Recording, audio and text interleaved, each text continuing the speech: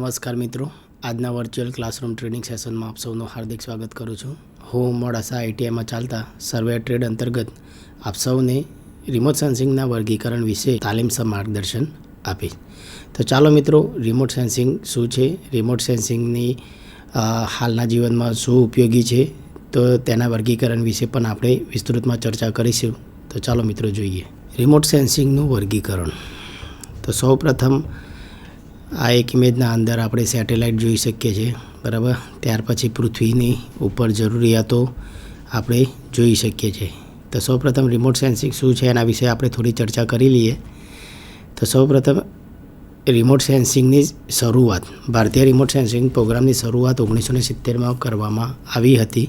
1979 અને 1981માં ભાસ્કરા 1 અને ભાસ્કરા 2 ઉપગ્રહોના સફળ પ્રદર્શન બાદ ભારતે સ્વદેશી રિમોટ સેન્સિંગ IRS ઉપગ્રહ વિકસાવવાનું શરૂ કર્યું, જે અંતર્ગત કૃષિ અને જળ સંસાધનોના ક્ષેત્રોમાં રાષ્ટ્રીય અર્થતંત્રને ટેકો આપવા તેમજ વન ઇકોલોજી, ભૂસ્તરશાસ્ત્ર, દરિયાઈ મચ્છીમારી અને દરિયાકાંઠાનું સંચાલન જેવા કાર્યક્રમોને આધાર આપતું પ્રથમ એવું IRS સેટેલાઇટ 1989માં શરૂ કરવામાં આવ્યું.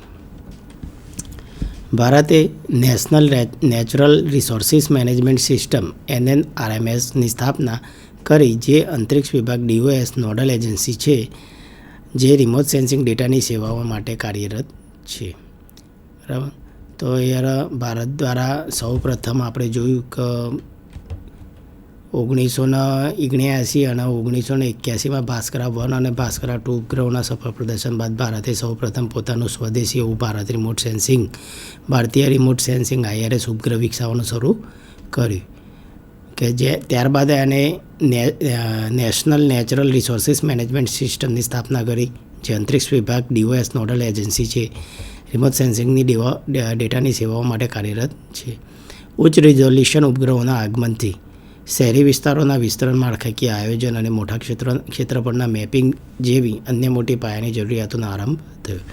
તો જેમ જેમ શહેરી વિકાસ થતો ગયો, તે રીતે તે શહેરોના વિસ્તારો માટે વિસ્તરણ માટે, પાયાની જરૂરિયાતો, માળખાકીય આયોજનો માટે, મોટા ક્ષેત્રફળોના મેપિંગ માટે, સર્વેઇંગ માટે, તો આ બધી જરૂરિયાતો સંતોષવા માટે ઉચ્ચ રેઝોલ્યુશન ઉપગ્રહોના આગમનથી આ બધી જરૂરિયાતો સંતોષાઈ શકાય, બરાબર. તો ઉપગ્રહોના અંદર પર ત્યારે શરૂઆત થઈ એ વખત એટલા હાઈ રેઝોલ્યુશન નહોતા. ત્યારબાદ ધીમે ઉપગ્રહોના અંદર અપગ્રેડેશનો આવ્યા.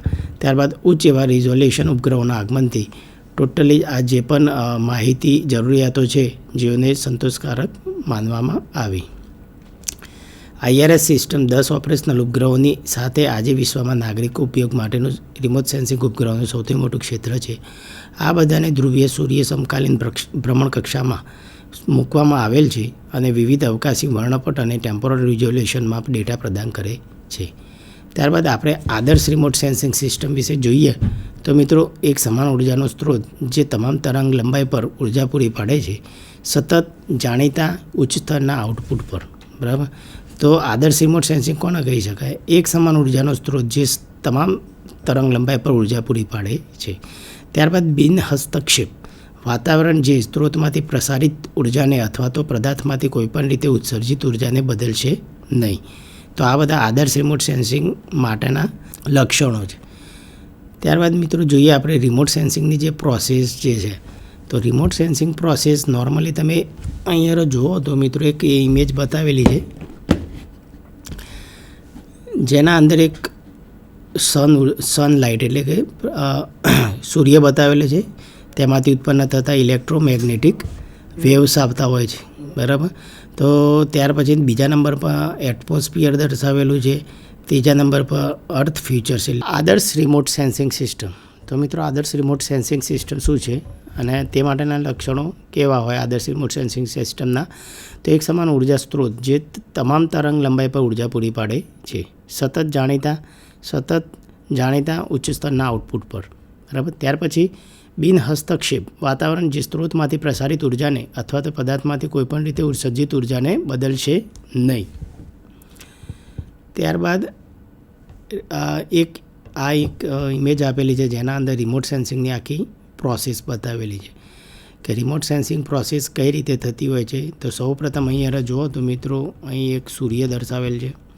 સૂર્ય પોતાનામાંથી પ્રકાશ ઉત્સર્જિત કરે છે, એટલે કે ઇલેક્ટ્રોમેગ્નેટ્સ ઉત્પન્ન કરે છે, જે પૃથ્વીની સપાટી પર પડતા હોય છે. ત્યાંથી રિફ્લેક્ટ થઈને સેટેલાઇટ તરફ જતા હોય છે, ત્યારબાદ રિસીવર તરફ જતા હોય છે, અને ત્યારબાદ આગળ પ્રોસેસિંગમાં જતું હોય છે. તો સૌપ્રથમ અહીંયા જે એક સૂર્ય બતાવે છે, બરાબર, યલો કલરમાં એના રેઝ બતાવેલા છે, પ્રકાશ જે વાતાવરણમાંથી પ્રસારિત થતા હોય છે, જે વાતાવરણમાં એન્ટર થતા હોય છે. ત્યારબાદ અર્થ ફીચર્સ, એટલે કે અર્થ ફીચર્સના અંદર ઝાડ આપેલું છે, મકાન આપેલું છે, બરાબર.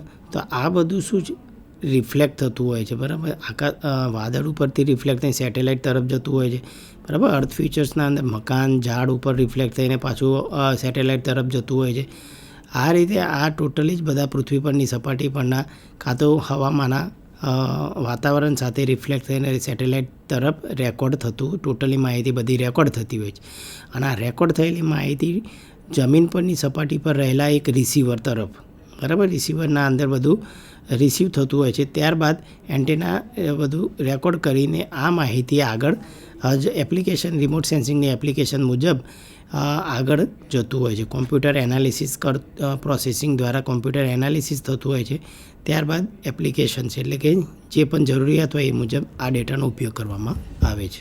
આગળ ચર્ચા કરી કે આદર્શ રિમોટ સેન્સિંગ વિશે જોઈએ તો પૃથ્વીની સપાટી ઉપર આદર્શ રિમોટ સેન્સિંગ કેવું હોય તો પૃથ્વીની સપાટી ઉપર અનન્ય ઉર્જા ક્રિયા પ્રતિક્રિયાઓની શ્રેણી જે પ્રતિબિંબિત અને અથવા તો ઉત્સર્જિત સંકેતો ઉત્પન્ન કરે છે, જે તરંગ લંબાઈના સંદર્ભમાં પસંદગીયુક્ત હોય છે અને દરેક પદાર્થ અથવા તો પૃથ્વીની સપાટીના લક્ષણ માટે પણ વિશિષ્ટ હોય છે. એક સુપર સેન્સર જે તમામ તરંગ લંબાઈ માટે અત્યંત સંવેદનશીલ હોય છે. એક સુપર સેન્સર સરળ, વિશ્વસનીય, સચોટ, આર્થિક અને તેને કોઈ શક્તિ કે જગ્યાની જરૂર પડતી નથી. ત્યારબાદ આપણે જોઈએ રિમોટ સેન્સિંગનું વર્ગીકરણ, બરાબર. તો નોર્મલી મિત્રો રિમોટ સેન્સિંગનું વર્ગીકરણ બે રીતે કરી શકાય. એક તો પ્રકાશના સ્ત્રોત આધારિત અને બીજા નંબર પર પ્લેટફોર્મ આધારિત. પ્રકાશના સ્ત્રોત આધારિત બે રીતે વર્ગીકરણ કરી શકાય. એક તો પેસિવ રિમોટ સેન્સિંગ અને બીજું એક્ટિવ રિમોટ સેન્સિંગ. તો અહીંયા એક ઇમેજના અંદર તમને એક્ટિવ સેન્સિંગ અને પેસિવ સેન્સિંગ વિશે તમને માહિતગાર બનો એટલા માટે એક ઇમેજ દ્વારા તમને દર્શાવવામાં આવેલ છે કે જેના અંદર એક્ટિવ સેન્સિંગ, બરાબર. તો એક એક્ટિવ સેન્સિંગના અંદર શું હોય છે કે આર્ટિફિશિયલ ઉર્જા પ્રોવાઈડ કરવામાં આવે છે, બરાબર. તો આ એક ડ્રોન દ્વારા ઉર્જા રિફ્લેક્ટ કરવામાં આવે છે. ત્યાર પછી એને કિરણ રિફ્લેક્ટ થઈને ત્યાં પાછું ઉપરની તરફ જતું હોય છે, બરાબર. તો એનર્જી સોર્સ તરીકે કોઈ પણ બીજો આર્ટિફિશિયલ કાં તો ગમે તે અન્ય સોર્સ હોઈ શકે છે. જ્યારે પેસિવ સેન્સિંગના અંદર શું હોય છે કે સૂર્ય ખુદ એક એનર્જી સોર્સ હોય છે, જેના કિરણો ઇલેક્ટ્રોમેગ્નેટ જ્યારે પૃથ્વીની સપાટી પર પડતા હોય છે, જે રિફ્લેક્ટ થઈને સેટેલાઇટ તરફ જતા હોય છે. તો પેસિવ રિમોટ સેન્સિંગના અંદર આપણે જોઈએ મિત્રો, સામાન્ય રીતે તેમાં નાના સેન્સરો અથવા તો ડિટેક્ટર્સનો સમાવેશ થયેલો હોય છે. તો આ સેન્સર તથા ડિટેક્ટર્સનું કામ શું હોય છે કે જે પૃથ્વીની સપાટી પરથી ઉત્સર્જિત એવા ઇલેક્ટ્રોમેગ્નેટિક રેડિયેશનની માત્રાને રેકોર્ડ કરે છે. તો પેસિવ રિમોટ સેન્સિંગના અંદર નાના સેન્સર અથવા તો ડિટેક્ટર્સનું કામ શું હોય છે કે ઉત્સર્જિત એવા ઇલેક્ટ્રોમેગ્નેટિક રેડિયેશનની માત્રાઓને રેકોર્ડ કરે છે. આમ પેસિવ રિમોટ સેન્સિંગ એ કુદરતી રીતે પ્રતિબિંબિત અથવા તો ઉત્સર્જિત ઉર્જા ઉપર આધાર રાખે છે. આ કેટેગરીમાં મોટાભાગના રિમોટ સેન્સિંગના સાધનો નજીકના ઇન્ફ્રારેડ તથા થર્મલ ઇન્ફ્રારેડ દૃશ્યમાન ઇમેજને મેળવવામાં નિષ્ફળ જાય છે.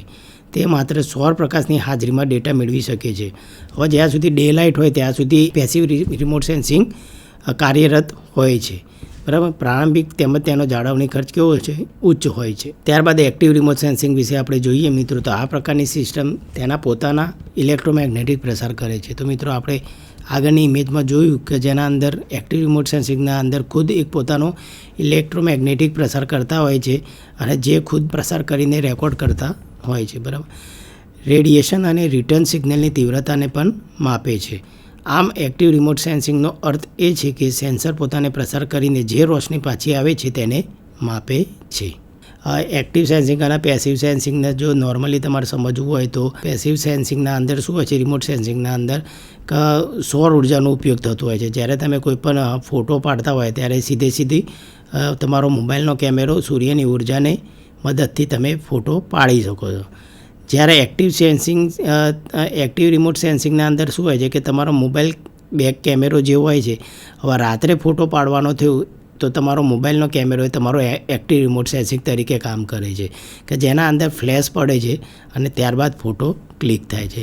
તો એક આ સાદા ઉદાહરણની મદદથી પણ તમે એક્ટિવ અને પેસિવ રિમોટ સેન્સિંગ વિશે પણ સમજી શકો છો. તો રિમોટ સેન્સિંગ ટેકનોલોજીમાં આ પ્રકારની સિસ્ટમનો ઉપયોગ કરતી વખત લેસર અને રડાર સમાવેશ કરવામાં આવે છે.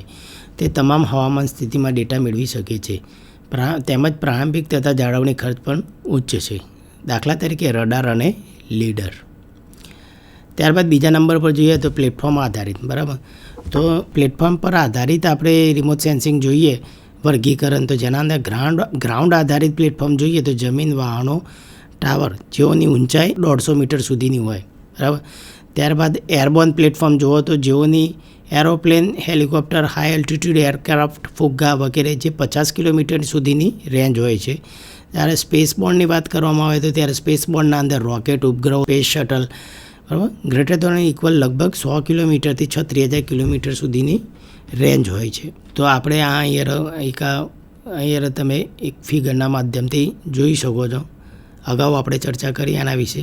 રિમોટ સેન્સિંગના ગુણધર્મો. બરાબર, તો રિમોટ સેન્સિંગના ગુણધર્મો કયા છે? તો નંબર 1, ઉર્જાનો સ્ત્રોત.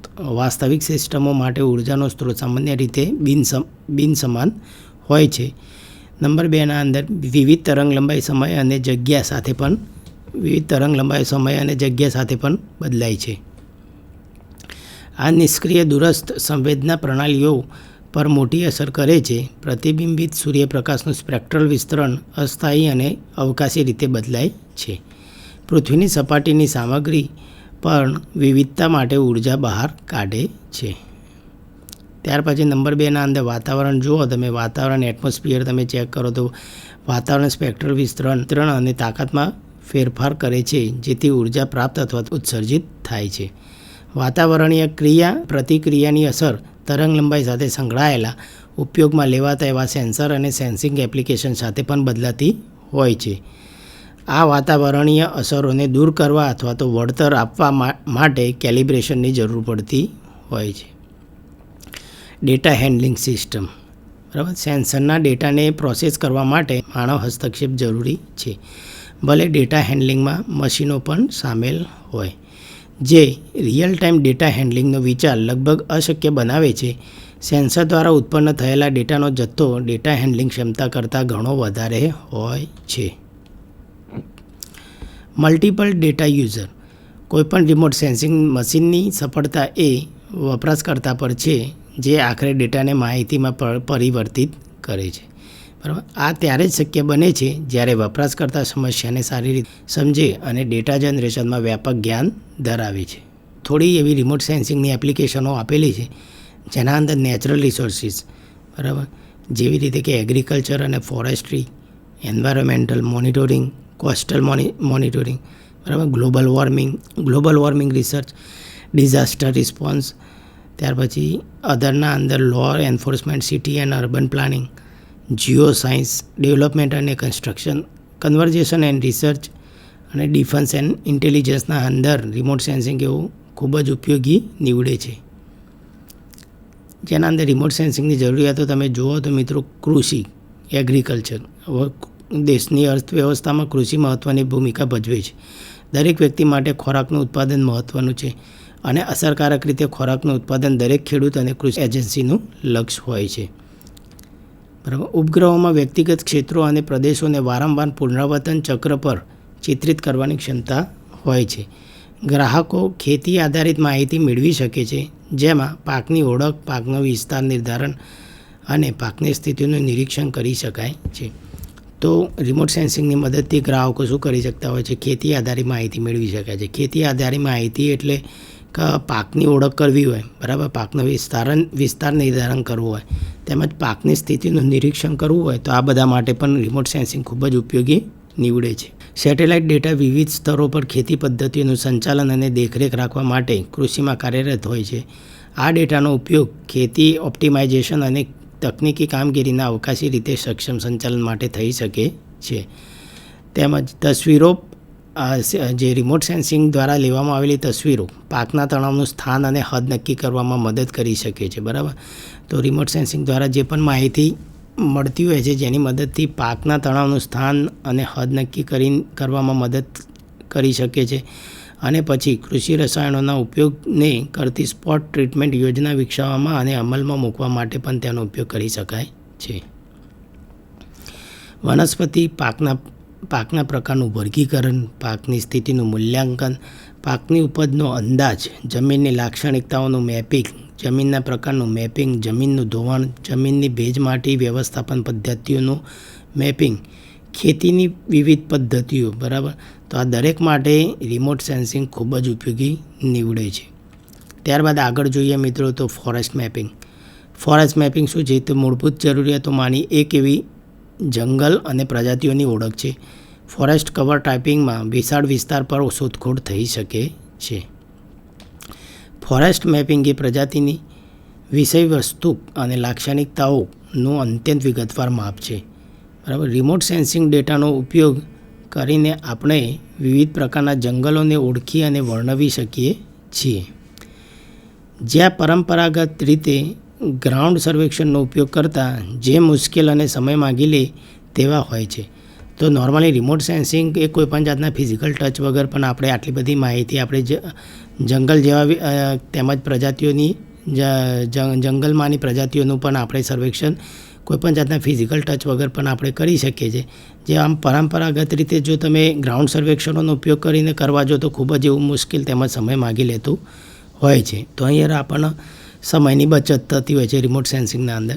તો સ્થાનિક અથવા તો પ્રાદેશિક માગણીઓને સંતોષવા માટે પણ વિવિધ સ્કેલ અને ઠરાવો પર ડેટા ઉપલબ્ધ પણ કરી શકાય છે. ત્યારબાદ લેન્ડ કવર મેપિંગ જોઈએ તો મિત્રો લેન્ડ કવર મેપિંગ એ રિમોટ સેન્સિંગ ડેટાની સૌથી મહત્વપૂર્ણ જરૂરિયાત છે. જમીનનું આવરણ એ જમીનની સપાટીની શારીરિક સ્થિતિને અનુરૂપ છે. ઉદાહરણ તરીકે જંગલ, ઘાસનું મેદાન, કોન્ક્રીટ પેવમેન્ટ વગેરે. જ્યારે જમીનનો ઉપયોગ માનવ પ્રવૃત્તિઓને સુસંગત છે, જેમ કે જમીનનો ઉપયોગ, બરાબર. જમીનનો ઉપયોગ એ માનવ માટે ખૂબ જ ઉપયોગી હોવાના લીધે લેન્ડ કવર મેપિંગ જે છે એ રિમોટ સેન્સિંગની ખૂબ જ મહત્ત્વપૂર્ણ એપ્લિકેશન એટલે કે જરૂરિયાત છે. ઉદાહરણ તરીકે આપણે જોઈએ કે ઔદ્યોગિક ઝોન, રહેણાંક ઝોન, કૃષિ ક્ષેત્રો વગેરે. સ્તર અને વર્ગનો ઉપયોગ હેતુ રિમોટ સેન્સિંગ ડેટાના અવકાશી અને વર્ણપટ રિઝોલ્યુશન વપરાશકર્તાની વિનંતી વગેરેને ધ્યાનમાં રાખીને થવો જોઈએ. ત્યારબાદ આપણે જોઈએ વનસ્પતિના પ્રકારો અને તેમની સ્થિતિનું મૂલ્યાંકન અને દેખરેખ, જળ સંસાધનો અને ભૂગર્ભ જળ સંસાધનોનું નિરીક્ષણ અને આયોજન, ભૌગોલિક માહિતી માટે, શહેરી આયોજન માટે, હવામાન અને કૃષિ આગાહીઓ અને પર્યાવરણ અને કુદરતી આફતોના મૂલ્યાંકન માટે, લેસર ફિલ્મ લેખન અને છાપકામ માટે, સેટેલાઇટ તસવીરો જે માટીના પ્રકારોની દૃશ્યમાન સીમાઓને પૂરી પાડી શકે છે, બરાબર. તો રિમોટ સેન્સિંગ દ્વારા જે પણ તસવીરો મેળવવામાં આવતી હોય છે જેની મદદથી માટીના પ્રકારોની દૃશ્યમાન સીમાઓ પણ તમે જોઈ શકો છો. જ્યારે રિમોટ સેન્સિંગ જમીનના છીછરા પ્રવેશ માટેની જરૂરી સમજ પણ પૂરી પાડે છે. વધારાની ભૌતિક માહિતી જમીનની સપાટીઓ માટે સ્પેક્ટ્રલ હસ્તાક્ષરોમાંથી પણ મેળવી શકાય છે. નંબર 8માં તમે જુઓ તો મિત્રો રિમોટ સેન્સિંગ જમીનના વર્ગીકરણ માટે પરવાનગી આપી શકે છે, જે દૂરસ્થ સંવેદનાત્મક એવા છબીઓ અને સ્પેક્ટ્રલ હસ્તાક્ષરોમાંથી પણ અર્થઘટન કરી શકાય છે. ત્યારબાદ રિમોટ સેન્સિંગના ફાયદા તમે જોઈએ તો તે ખૂબ જ પ્રમાણમાં સસ્તું છે. સોફ્ટવેર અને ડેટાની કિંમત એ સર્વેયરોની ટીમોને ક્ષેત્રમાં મોકલવા કરતાં ઓછી ખર્ચાળ છે, બરાબર.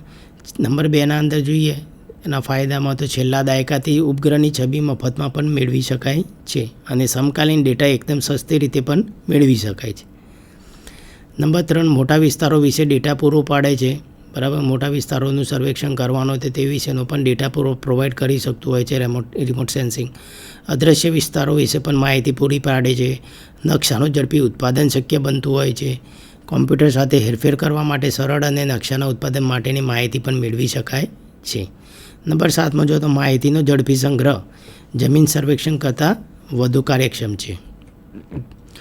ત્યારબાદ જોઈએ રિમોટ સેન્સિંગના ગેરફાયદા. જ્યારે પિક્સલ સાઇઝ સંબંધિત વર્ગીકરણ શંકાસ્પદ અને અનિશ્ચિતતાવાળું હશે ત્યારે આવા વિસ્તારોમાં જમીનના ઉપયોગને ઉકેલવા માટે સંપૂર્ણ ક્ષેત્રની તપાસ જરૂર પડતી હોય છે. તો પિક્સેલ આધારિત સંબંધિત વર્ગીકરણ થતું હોય તો આ વિસ્તારોમાં જ્યારે જમીનના ઉપયોગને ઉકેલવા માટે સંપૂર્ણ ક્ષેત્રની તપાસ જરૂરી બનતી હોય છે. સેન્સર સ્વીપ થવાથી ભૂલો સર્જી શકે છે, એટલે કે કેટલીક છબી સીધી સેન્સરની નીચે આવવાથી છબીની ધાર તરફ પિક્સેલ વિકૃત થઈ જતા હોય છે, એટલે આખી ઇમેજ બગડી જતી હોય છે, તસવીર બગડી જતી હોય છે. છબીમાંના ઓબ્જેક્ટો મૂંઝવણ અથવા તો ખોટી રીતે વર્ગીકૃત કરી શકાય છે. ઉદાહરણ તરીકે જેમના પડછાયાઓ ધાતુવાળા રસ્તા જેવા દેખાઈ શકે છે. નંબર 5, કોઈપણ સ્તરનું વિગતવાર તેમજ વર્તમાન ડેટા મેળવવા માટે નિષ્ણાત એવું RIS સોફ્ટવેર ખરીદવું પણ મોંઘું પડી શકે છે. નંબર 6ના અંદર જોઈએ તો કેટલીક સક્રિય સંવેદના પ્રણાલીઓમાં સેન્સર અને સ્ત્રોત એકબીજાની સરખામણીમાં આગળ વધી રહ્યા હોવાથી છબી પર વિકૃતિઓ આવી શકે છે, જે ડોપલર અસરનું એક સ્વરૂપ છે. નંબર 7, છબીના અર્થઘટન માટે ચોક્કસ કૌશલ્ય સ્તર જરૂરી છે, એટલે છબીના અર્થઘટન માટે ચોક્કસ એવું કૌશલ્ય સ્તર પણ જરૂરી છે. નંબર 8, ગ્રાઉન્ડ એટલે કે ફિલ્ડ સર્વે ડેટા સાથે ક્રોસ વેરિફિકેશનની પણ જરૂર પડતી હોય છે કેટલીક જગ્યાએ. ત્યાર પછી નંબર 9, વિવિધ સ્ત્રોતોમાંથી ડેટા મૂંઝવણ પેદા કરી શકે છે. નંબર 10, વસ્તુઓ ખોટી રીતે વર્ગીકૃત થવાથી મૂંઝવણ ઊભી કરી શકે છે. અને નંબર 11, સેન્સર અને સ્ત્રોતની સાપેક્ષ ગતિને કારણે છબીમાં વિકૃતિઓ આવી શકે છે. તો મિત્રો આપણે અહીંયા રિમોટ સેન્સિંગ શું છે, રિમોટ સેન્સિંગની જરૂરિયાતો તેમજ રિમોટ સેન્સિંગ હાલના જીવનમાં કઈ રીતે ઉપયોગી છે એના વિશે ચર્ચા કરી, તેમજ ખાસ એવું રિમોટ સેન્સિંગના વર્ગીકરણ વિશે પણ આપણે ચર્ચા કરી. તો આજનો લેક્ચર આપણે મિત્રો અહીંયા જ પૂર્ણ કરીએ છીએ. અસ્તુ.